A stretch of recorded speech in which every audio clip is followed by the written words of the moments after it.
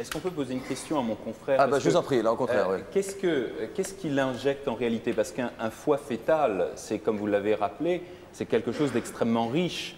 Et il doit y avoir, et les gens qui ont bénéficié de ces thérapies sentent un bien-être. Et il est clair qu'il doit y avoir quantité de facteurs de croissance que vous injectez, etc. etc. Mais est-ce que ça a été travaillé? Est-ce qu'on sait un petit peu véritablement la proportion des différentes hormones? Parce que c'est une sorte de mixed-up extraordinaire. Alors, c'est un panel de milliers de substances.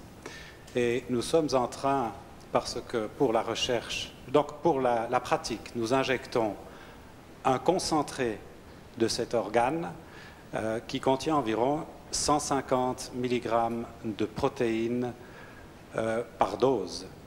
Et puis ces protéines, elles sont analysées, elles sont fractionnées sur des colonnes de Cefadex et nous arrivons maintenant à voir quelles sont les fractions qui sont les plus actives pour mesurer les choses que nous observons chez l'animal.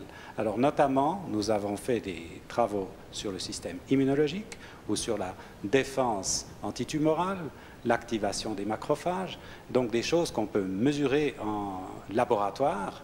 Et nous savons actuellement que les substances actives sont d'un très faible poids moléculaire et il s'agit en réalité de 3 substances qui permettent d'une manière répétée de réinduire ces effets que nous avons observés. Quelles sont les 3 substances alors? Alors cela, je ne peux pas vous le dire, Ah bon? Parce qu'il faut que nous les patentions et nous vous le dirons après. Donc pas de réponse à votre question alors? Et est-ce que vous avez des Vous phénomènes avez une réponse à allergiques? votre question ou pas là? Ça reste flou, mais la difficulté, c'est que effectivement, comme il y a beaucoup de choses qui sont injectées, on ne sait pas trop qu'est-ce qui va agir. Oui, quel sera le produit actif quoi? La difficulté, c'est qu'on est dans un processus de recherche où on devrait avoir les 3 substances, c'est plus intéressant, mais qu'en même temps, pour vivre, pour financer cette recherche, on injecte aussi le produit. Il faudrait pour le moment dire, attendons, dans 5 ans, lorsque vous saurez exactement les substances, on les étudiera très bien, on fera des brevets et on les diffusera. Évidemment, madame, elle va dire, moi, attendre 10 ans que vous sachiez, ça ne m'intéresse pas, je le veux tout de suite. À partir de quel âge Mais c'est pas seulement ça. Quel âge ont vos clients les plus jeunes qui se font injecter Moi, je déconseille avant l'âge de la moitié de la vie, donc 45 ans à peu près. Vous avez quel âge, docteur? Moi, j'ai 54. Mais... Bah, dans ce cas-là, vous devriez vous y mettre régulièrement. Mais vous savez, ce n'est pas une injection qu'il faut faire tous les jours. Les effets, ils durent longtemps et nous avons mesuré dans le système humain la capacité de répondre. Combien de temps? Alors, moi, personnellement, je fais partie d'un groupe où nous avons modifié le profil de la production des cytokines. Mes confrères me comprendront.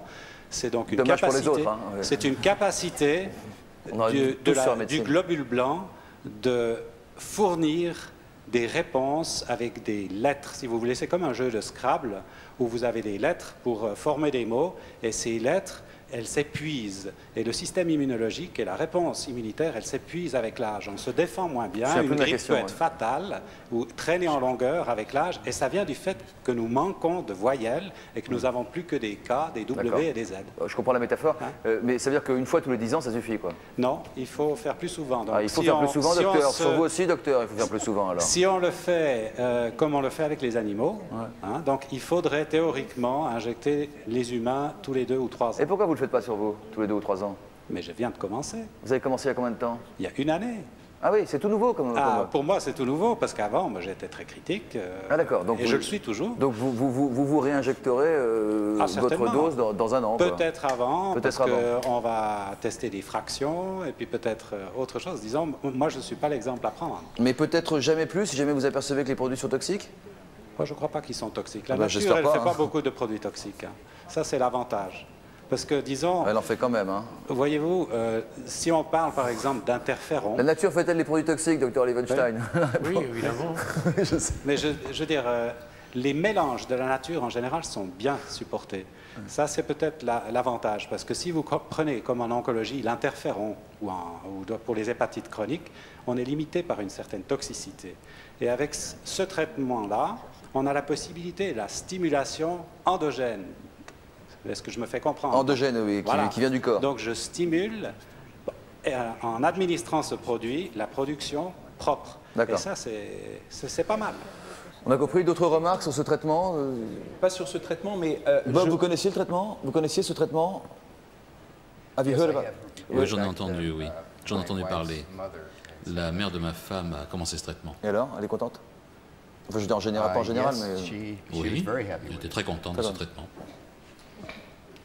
Quelque chose d'autre, parce que c'est une chose qu'on n'a pas évoquée au fond, et c'est quelque chose qui est sous-jacent à cet aspect du vieillissement, c'est la perte d'autonomie. Car en réalité, là nous avons deux centenaires qui sont tout à fait autonomes, et dans les différents reportages que vous avez montrés, vous avez insisté là-dessus. Mais là, surtout sur monsieur, tout à fait.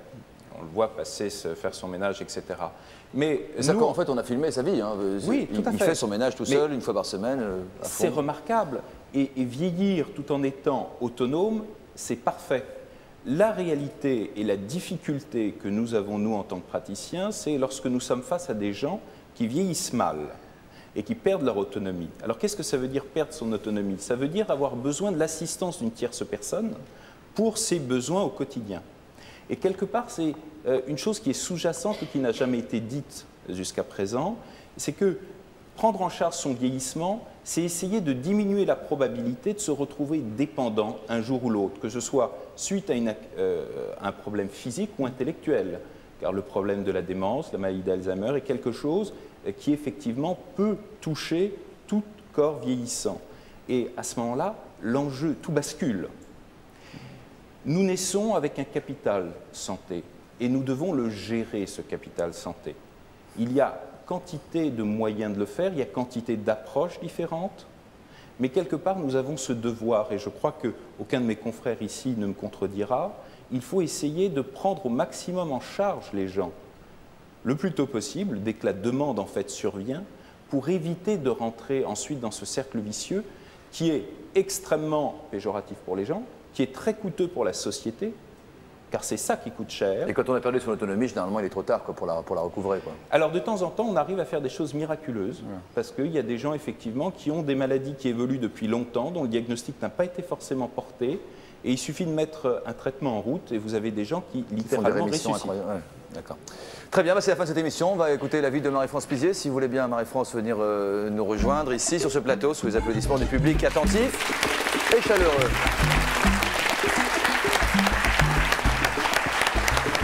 Marie-France qui est donc venue nous apporter son regard d'observatrice extérieure au débat et qu'on retrouve également à l'affiche d'un film de Raoul Ruiz d'après l'œuvre de Proust qui s'appelle Le Temps retrouvé. Pour l'émission, c'était bien Le Temps retrouvé. C'est parfait. À la recherche du temps perdu également, qui était donc en compétition à Cannes avec l'accueil qu'on connaît et qui est sur les écrans depuis mercredi. Alors Marie-France. C'était absolument passionnant. Ah bon? Ah oui, oui. J'ai plein de choses à dire malheureusement. Allez-y, prenez votre temps. Alors d'abord, ce que je voulais dire, c'est que moi, il y a une des plaisanteries qui m'amusait le plus et qu'on disait autour de moi, c'est la première cinquantaine la plus dure, après ça va mieux. Et ben, j'ai l'impression que maintenant, c'est en train de changer. On va dire c'est la première centaine la plus dure et c'est après que ça va mieux. Donc on voit bien l'évolution des choses. Je suis moi très... Enfin, je prends souvent des médicaments. Je voulais dire que, par exemple, j'avais reçu par la poste une publicité pour le DHEA et la mélatonine. La poste, ça venait de Suisse. Et j'ai rempli mon formulaire, j'ai envoyé le truc en Suisse, il m'est revenu vous voyez, comme ça circule. C'est quand même assez singulier. Vous avez essayé, là? Alors, j'ai essayé la mélatonine, ça m'a strictement rien fait. J'ai pas dormi, c'était censé être pour dormir. Mais j'ai plein d'amis qui prennent l'avion et chez eux, ça marche très bien. Bon, chez moi, ça marche pas. DHEA, j'ai pas encore osé, j'ai pas parlé au professeur Beaulieu, donc je vais essayer de savoir. Mais ce que je voulais dire, c'est que ce qui est très... Je pense que c'est très ludique et très beau, l'idée comme ça, par des chemins de traverse, d'essayer de faire un pied de nez à la fatalité, à Dieu, au ciel, et de prolonger un petit peu la vie. En même temps, évidemment, que c'est un petit peu dangereux, parce qu'on sait aussi que le plaisir de la vie, c'est quand même de savoir, d'être porteur du fait qu'on est quand même en sursis, qu'on va mourir et que, en particulier, il y a une chose et qu'il faut quand même l'accepter, qu'il faut quand même le gérer, il faut quand même vivre avec ça, même si on a envie de le prolonger. Et en particulier, je pense que tous les artistes, enfin, c'est une émission qui ne parlait peut-être pas assez, à mon avis, de spiritualité, parce que dans le plaisir de vivre, il y a ça aussi. C'était quand même une émission très matérialiste sur le corps et sur la nécessité que le corps résiste. On ne parlait pas des souffrances morales, enfin, qui peuvent... Et je pense que tous les artistes, toutes les œuvres d'art se font dans une relation avec la mort. Et c'est comme ça. Et si par exemple, Proust a réussi à aller jusqu'au bout de son œuvre, c'est parce qu'il savait qu'il lui restait quelques jours à vivre et qu'il fallait qu'il tienne le coup pour mettre le dernier point à la recherche du temps perdu. Alors peut-être que si on avait eu toutes les choses formidables qu'on a appris aujourd'hui, il aurait pu faire une œuvre supplémentaire. Donc je suis à fond pour qu'on fasse tout ce qu'on peut pour y aller, enfin pour durer le plus longtemps possible et tout ça. Et dans de bonnes conditions. Dans des bonnes conditions. Cela dit, par rapport à je veux dire, tout le monde ici dit que ce qu'il y a de terrible, c'était, vous le disiez très justement à la fin de l'émission, là vous m'avez un peu coupé l'herbe sous les pieds, ce qui est terrible, c'est quand même de vieillir dans la souffrance et tous ces gens. Enfin bref, je suis absolument épouvantée par un truc qui s'appelle l'acharnement thérapeutique. Je pense qu'autant on a la liberté et le privilège, si vous voulez, de vieillir plus gaiement, plus favorablement, autant les gens qui sont quand même devenus ce qu'on appelle en gros des légumes, ou en tout cas qui souffrent terriblement, et physiquement et moralement. C'est le dernier degré de la perte d'autonomie, quoi. On devrait vraiment faire ce balancement dans la société, d'aller de l'avant pour aller mieux, si vous voulez, dans la vieillesse, mais ceux qui n'y arrivent pas, vraiment ne pas les obliger à cette chose absolument épouvantable. Et si j'allais même jusqu'au bout de ce que je pense... Vous iriez jusqu'à l'euthanasie. Voilà, je dirais que les gens qui en cours de route ont envie de descendre, qui en ont vraiment ras-le-bol, je ne vois pas pourquoi on les obligerait non plus. Et ça, c'est des choses qu'il faut intégrer, je veux dire. Bon. Ouais, bref, je pense qu'il qu'il faut... au contrôle des décès. Comme on a fait le contrôle des naissances en 1950, on ira peut-être un jour au contrôle des décès. Encore un mot, Marie-France? Non, je voulais dire ça. Je voulais dire que tous ces gens étaient formidables, que cette dame était absolument exquise et que... Et que je voulais dire que c'était beau, quoi, tout ce qui se passait en ce moment, que c'était formidable, mais qu'il fallait quand même faire très attention, que le docteur Olivier Stein, que j'admire et que j'adore, a raison de dire de temps en temps, peut-être qu'il ne faut pas se laisser embrigader non plus dans des... C'était la dimension morale et philosophique. Dans des choses trop dures comme ça. Docteur. Ouais. Mais enfin, luttons quand même pour aller de mieux en mieux et être en forme. D'accord.